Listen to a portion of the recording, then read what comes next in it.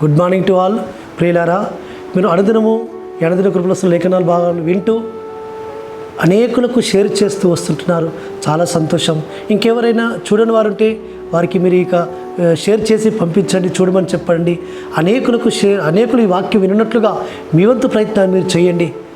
అనేక మంది కూడా ఈ వాక్యాన్ని విని వారు కూడా ఆత్మీయంగా బలాన్ని పొందుకోవాలి.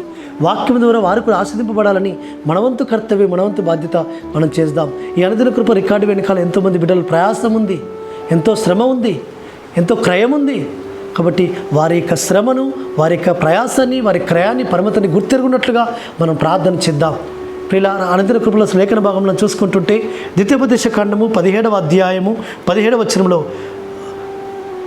అనేక స్త్రీలను వివాహము చేసుకొనకూడదు, అతడు అనేక మంది స్త్రీలను వివాహం చేసుకొనకూడదు. అవును ప్రియులారా, పరమ తండ్రి ధర్మంలో రాయించి పెడుతూ వచ్చాడు. అనేక మంది స్త్రీలను వివాహం చేసుకోకూడదు. ఎందుకు అంటే ఒక పురుషుడు అనేక మంది స్త్రీలు వివాహం చేసుకుంటే ఆ స్త్రీలు వారు అనుసరిస్తూ వస్తున్న దేవతల తట్టు ఇతన్ని త్రిప్పుతారు.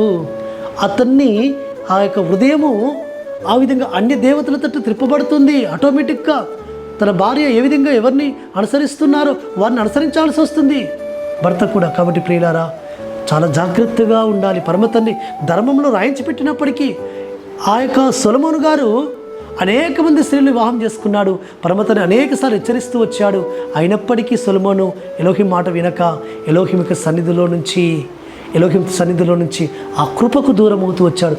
ఎంతో జ్ఞానం పొందుకున్న వ్యక్తే, కానీ అనేక మంది స్త్రీలను వివాహం చేసుకొని ఎంత నష్టం చూడండి ప్రియులారా.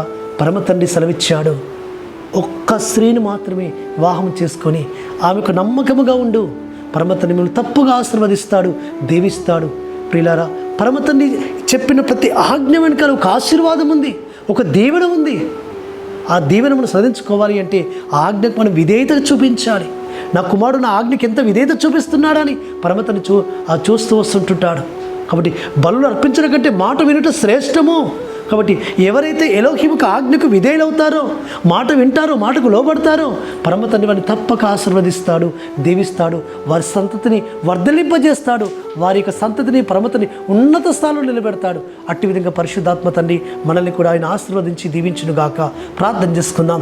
పరలోకమందున్న తండ్రి సర్వోన్నతుడా, మీ ఆజ్ఞకు విధేయులమై మీ కట్టలను నెరవేర్చి మీ నుంచి మేము ఆశీర్వదింపబడినట్టుగా సహాయం చేయమని ప్రార్థిస్తూ మానసికుడి విమోచకుడు నజరేయుడైన యెహోషువ మెస్సీయ అతి పరిశుద్ధమైన నామమున స్తుతించి ప్రార్థించి వేడుకుంటున్నాము తండ్రి, ఆమేన్. సర్వోన్నతుడు సర్వాధికారి యెహోషువ మెస్సీయ కృప, కనికరము, ఆయన కాపుదల నిరంతరం మనకు తోడుగా ఉండి ఆయన మనం బలపరచునుగాక. ఆమేన్.